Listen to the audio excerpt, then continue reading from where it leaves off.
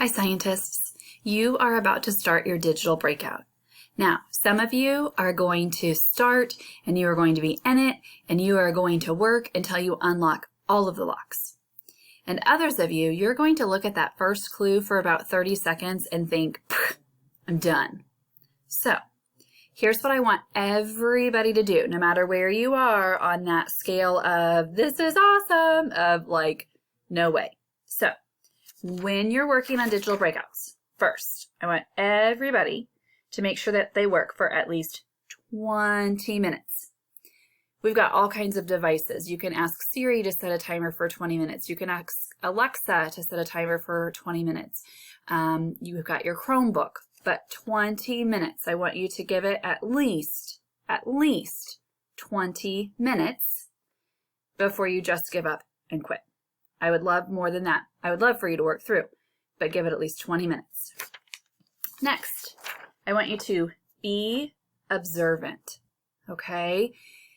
The image is going to pop up and you are going to maybe be confused, but I want you to be observant. Pay attention to colors. Pay attention to arrows. Is the arrow pointing to the right? Is the arrow pointing to the left? Are there letters missing?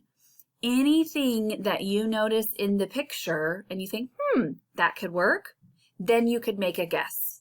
It will be miserable if you are just putting in numbers and not taking the time to observe and read the clues that are there. Finally, I want you to use the discussion chat. On the discussion board, I will post at least one hint every day, and you can post questions for a specific lock, and then classmates can give hints.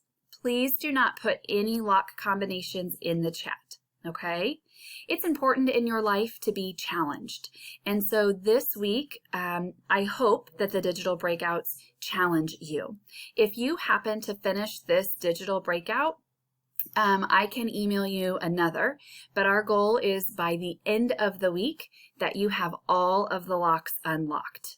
I know you can do this. Stick with it, and I'm excited to see your work.